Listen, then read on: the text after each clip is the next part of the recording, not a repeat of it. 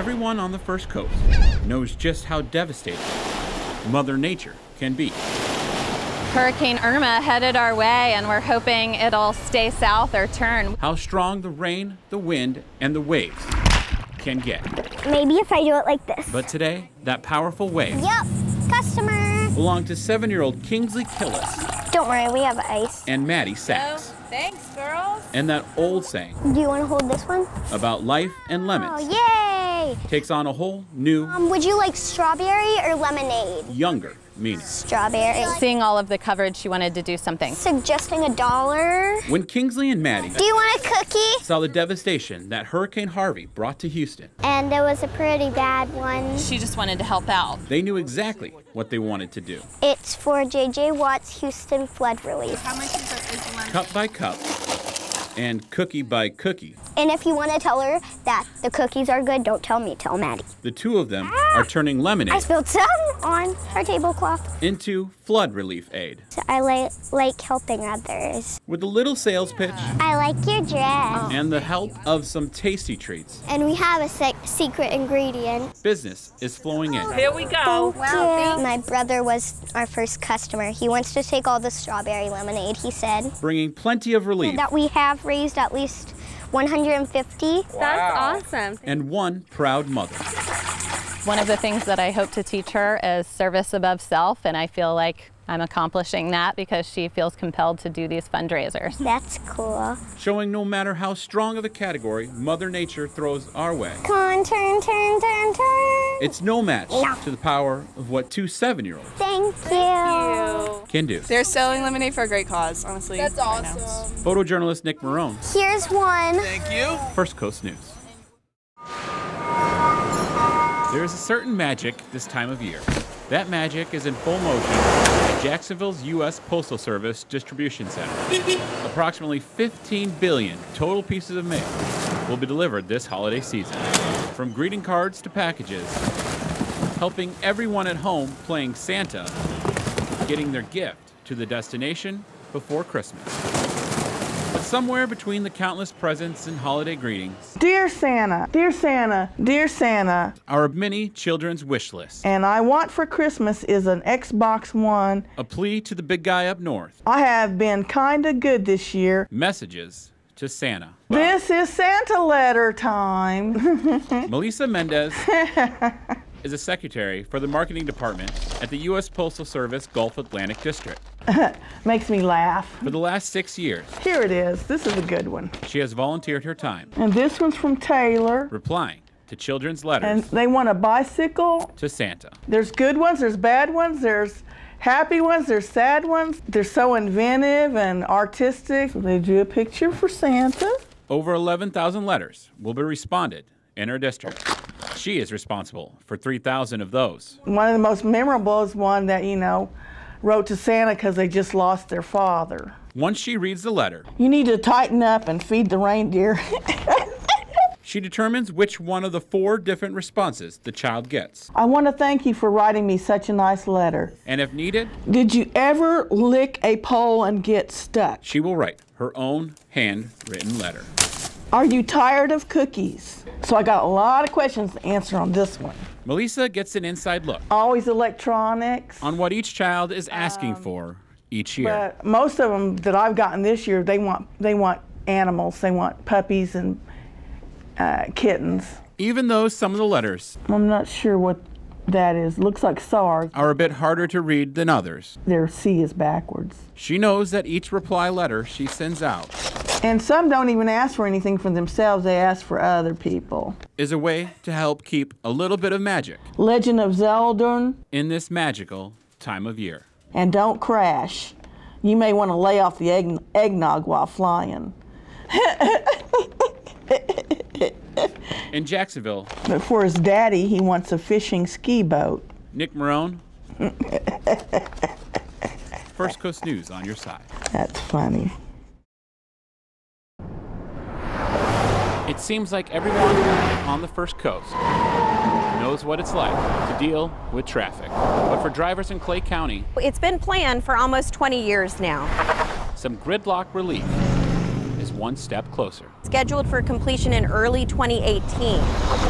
The first segment of the First Coast Lane Expressway Runs from US 90 and I-10 in Duval County south to State Road 21 in Middleburg. is installing its electronic toll booths this week. The #1 complaint anywhere in Clay County especially, but definitely for those who commute from Clay into Duval County, is traffic congestion. When the expressway is active early next year, drivers will have the option of paying with SunPass or It will actually take a picture instead of your license plate and will do a toll by plate bill in the mail. there will be no toll booths. So it's the kind of expressway like you see in Orlando, Miami, Tampa. So what does all this mean for drivers who want to use the First Coast Expressway? Each plaza has a set rate between them. So if you're traveling from Blanding all the way to I-10, you'll end up paying $2.20. But remember, SunPass is a cheaper rate than if you use pay by plate. So if you go from Blanding all the way to I-10 using pay by plate, your $2.20 becomes $3.45. How much it's going to cost you will depend on how many toll gantries that you drive through. Mary Justino with FDOT Tolls are not popular, we understand that. wants to remind travelers that the expressway is just one of many options. Most of the time when I explain to folks that they still have a choice, they still can either use the expressway once it opens using SunPass, or they can choose to use the local alternate routes. Giving commuters one more option to get where they want to go faster. Photojournalist Nick Marone, First Coast News. So it should look like this. It seems perfect Fix your minute hand. that today's lesson So where is the hour hand? in Miss Jones' class at River Science Academy It's half hour, quarter hour, and 5 minutes. is on time. Show me 6:30. Because on this day, Please do not run anyone over. Let's go. the lesson they learn outside the class Back up, buddy. Hold the sides for me. Like this? Good. It's cool. may only come once in a lifetime. Being a school focused on science, we wanted to do something really nice for our kids. It was like As today's solar eclipse the edge of the sun. passes over the First Coast. And there was a big dark spot covering. And the hype was really high for it. Today, the entire school at River Science Academy I see red. gets to have some Just red. eyes-on learning. So it was just cool to actually see science happening instead of just reading it in a textbook. Armed with proper eye protection, I know, but that can damage your eyes. So yeah, that's why we use them. students were able to have a viewing party. Let's dress up in all black and have a blackout party. We came outside and saw the solar eclipse. I'm gonna look up real quick. And although the clouds tried to cast its shadow Yes! over today's lesson, But as time passed and the clouds moved a little bit for us, we were able to see the brightness of that crescent moon. something this Cool, cool, cool, cool, cool, cool, cool, cool, cool. burned right through the overcast. I can see it! I can see it! Miss Jones is just happy that her students, no matter how small they are, So it was crazy because we have third graders, little 8 and 9-year-olds just running around. get to be a part of something so big. They're learning and experiencing something very fun. Photojournalist Nick Marone, And I hope they remember this for the rest of their lives. First Coast News. This one's on sale for $13. It's the time of year I thought that was so cute. where the inventory at school aids Lines can certainly get pretty backed up in the store these days. are flying off the shelf. The time of year many students dread, We'll have a lot of binders and folders, where the vacation ends patterns and colors for them to be able to create their data folders. and the learning begins. We use a lot of chart paper, But with the start of the school year, Sharpies, pens, markers, crayons. students have a long list of supplies they will need Like on the 100th day of school. to set them down their long road of learning. But this is just at the beginning of the year because basically you're getting to know the child. Right. But many don't know And these pretty much start out at, that students are not the only ones with a list. these I think start out at like $3.99 or maybe more than that. Many teachers like Carmelita Gilmore I've taught everything from infancy all the way up to high school. have a long list of supplies that they need for their room. It's hard. It's hard. And just like the parents of their students, A lot of teachers are now purchasing basic supplies like copy paper. the money spent on supplies That's only $1. is coming straight I can laminate that. from their pockets. A lot of people don't realize that teachers actually spend a lot of their own money on school supplies. Yes, it is coming out of their pockets. They're paying their own money. Borders, calendars, and binders Did she give you them little clips for $1? all start to add up Check your receipt. And Mrs. Gilmore will be the first to tell you. A teacher could spend anywhere from, I would say, starting $100 all the way up to $200. It's tough. Teachers don't make what they should be making, and they're spending more and more of their salaries in order to make their classrooms more productive. But at the end of the day, now this one's only $13.99. Most teachers like Mrs. Gilmore will tell you every dollar spent is worth it for a good education. If a teacher goes the distance to go out and spend their own money on items that are in the stores like these, that means they're going the distance. Their children are going to learn. It's not just for show. Photojournalist Nick Marone. Where we are, we call it educare. First Coast News. Today at Jacksonville International Airport, you can't help but notice all the teal and Jaguar print. Jags are going to win, of course. As fans set out. We're headed to Pittsburgh for the game on Sunday. In hopes to watch their team walk away with another playoff victory. Go Jags! Go Jags! Go Jags! But if you look at the security lines, like you would all the NFL teams. How sweet is that, Tom? There seems to be teams that are always in the front of the line. And teams that most people assume moves up to be at the end. Intercepted. For years, most Jaguar fans can admit it's disappointing sometimes that their play on the field put them toward the back of the line. Kaiser doesn't see him. Ball is out. But there always seems to be one team further behind. Oh, I thought he was going to intercept that. Jerry Ivory is a school teacher, a basketball coach, and a novice PlayStation Madden player. I be beating guys online. He is not shy. Cleveland Browns hat from 1946. When it comes to who his favorite team is. Cleveland Browns, all day, all night.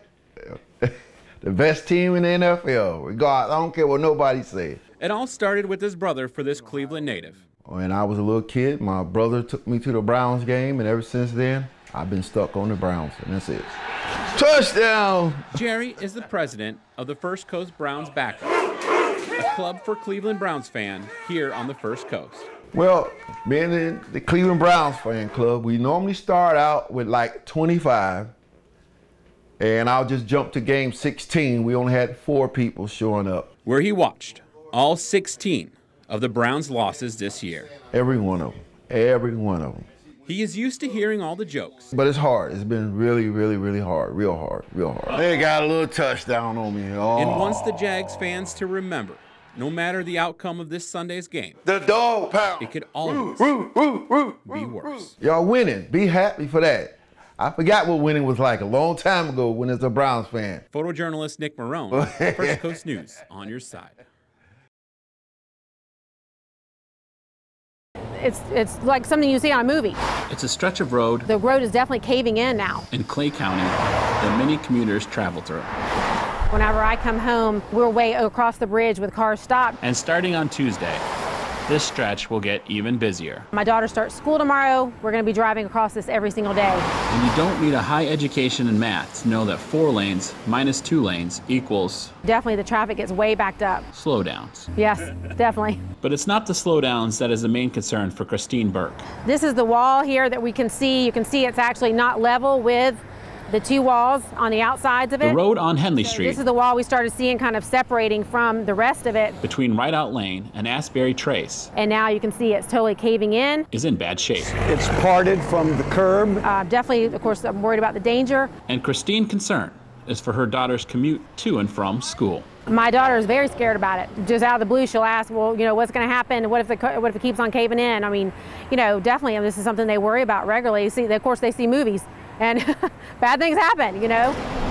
The damage in the road is caused by retaining walls that are moving, that is holding up a fill section. Looking like it's caving in. The section of Henley Road has been closed since April. The county has drug its feet on repairing this for quite some time. Leaving drivers like Anthony Ramus frustrated. It causes a lot of backups, it causes a lot of accidents. The county hopes to start construction soon and say it'll take 4 months to complete. We want to see people out here working on it. And are not concerned that the cracks in the road will spread to the other lanes. In the meantime, drivers will have to deal with the lane closures. We need somebody to fix this. And hope that there's light at the end of the barricades. Not something we want to have to deal with every day. Photojournalist Nick Marone, First Coast News.